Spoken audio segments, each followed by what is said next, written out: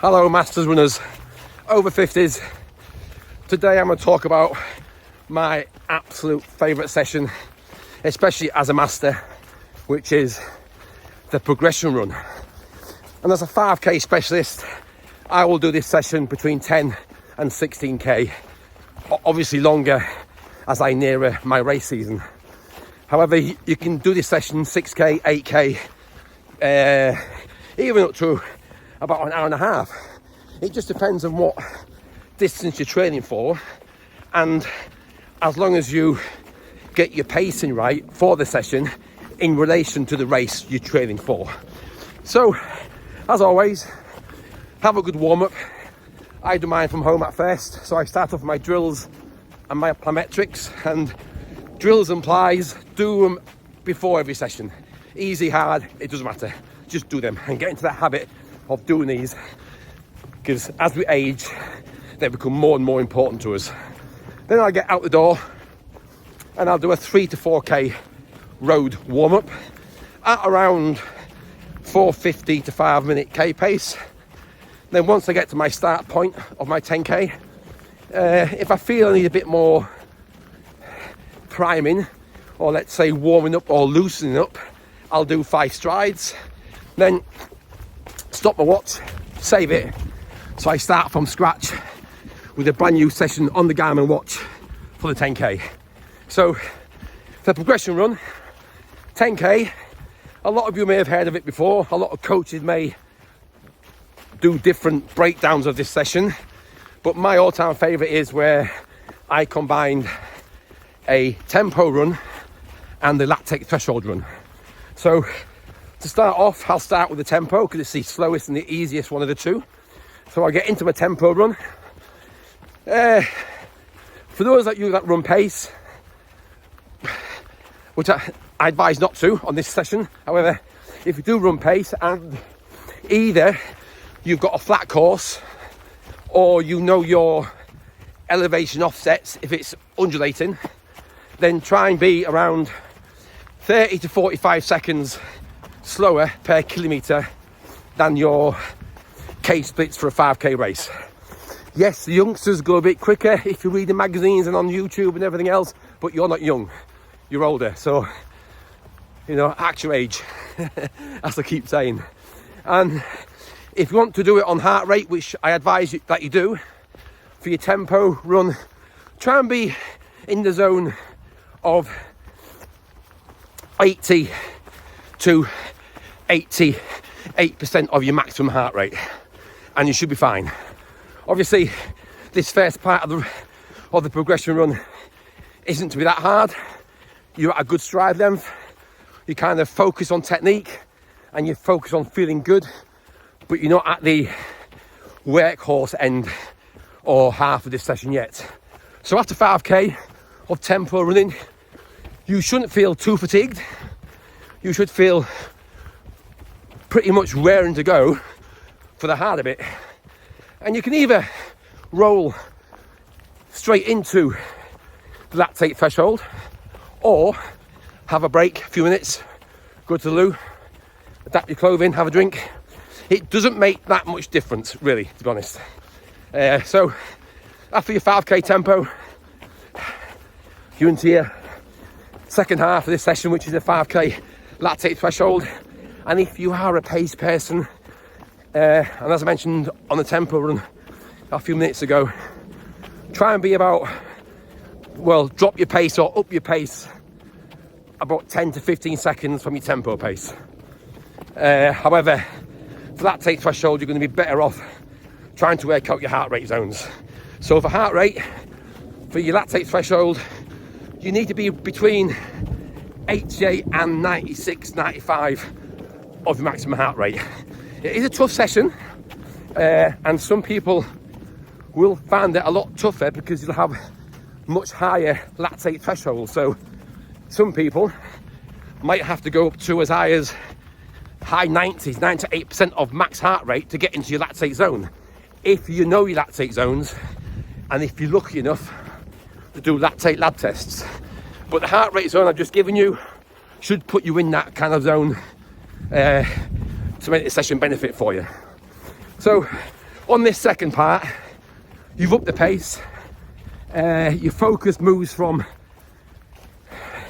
technique and form to try and keep in pace or keeping in your heart rate zone. And then normally 2k to go, you should start to feel like you really have to focus to keep yourself in that zone. And I'm lucky, I've got a flat last 2k, and just to give you a rough idea of where you need to be, or where a good pace to be is the end of this 10k. If I can get my last 2k close to 326, 332k pace, I'll be happy. My race pace is around 315, 316. So 10 seconds, 12 seconds off, I'm quite happy with that, because I've already got 8k of a quality session, fatigue, accumulation in my legs. So don't be that off put if you're not getting your track times, because you shouldn't be. If you're getting your track times in the last 2Ks, i.e. your individual K reps like you're doing a track with a big 3 minute to 4 minute break between, if you're hitting them times on your final 2K of this session, then either you've gone too hard and you've made it into a race and you've wrecked the whole session, or you've not gone hard enough in your threshold zone through to your progression into the final 2K. So that's a session. A few tips. You do not want to be absolutely hammered on this session.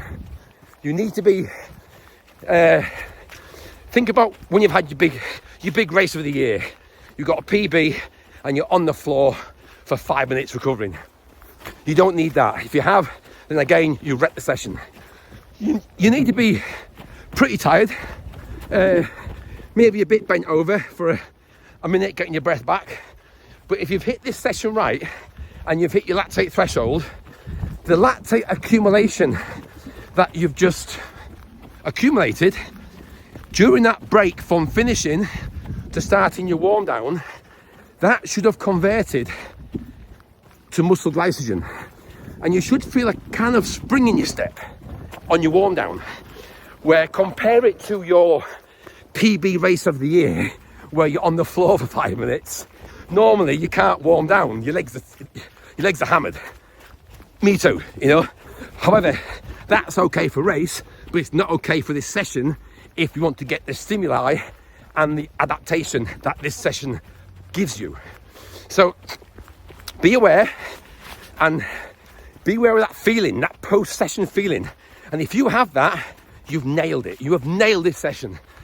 And another tip as well, on not just this, but on all threshold sessions, on all track sessions, all speed sessions, try and push up your form. Don't try and pull it up. And what I mean by that is, always try and be slightly under your threshold zone, because you'll get far more benefit than if you're always over it. If you're over it, all you're doing is just crashing every time and you're not improving. If you're under it, you'll get far more benefit long term. That's one of the big benefits of this session, if you can be disciplined, and you will really see some big benefits. Other benefits of this session, a bit slippery here. Other benefits are, it's a progression run, and it's exactly what it says in the title. You're progressing through your gears, and I say gears plural because you're going through your stride length gears, your form gears, and that also includes your technique, your relaxation of your shoulders, your head, your arms. Even think about small things like your hands. Don't clench your fists, have them relaxed so you've got no blood circulation problems because your hands are too clenched tight. So that's different gear systems you're going through. And then you're going through your heart rate gear systems, beats per minute. You're going from, let's say if you're me out there, you're going through your 140 beats per minute to about 168, but it's progressively going through them gears.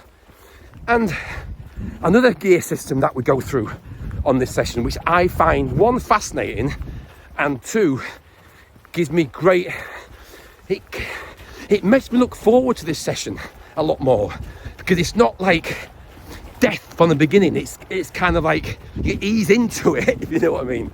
And what I mean by that is, so this other gear system is here, the mental gear system. You've got time to get yourself settled into this session. You've got time to feel the pace, feel the form.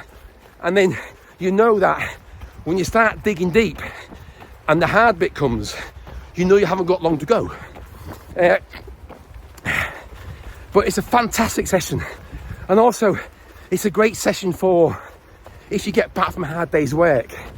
And you all know this, that little devil called lethargy is saying, don't go out, bottle of wine, pint of Guinness, ooh, watch some TV. But you get out, and after a few minutes you think, ooh, I feel good. And you get back that evening, and you've had the best session of the month. But you felt so, I don't want to go out beforehand. So you've got to kind of tell the difference between your body not wanting to go out really because it's not feeling well and it's fighting some kind of infection or over fatigue, to that little thing in your shoulder called lethargy. So be aware of that.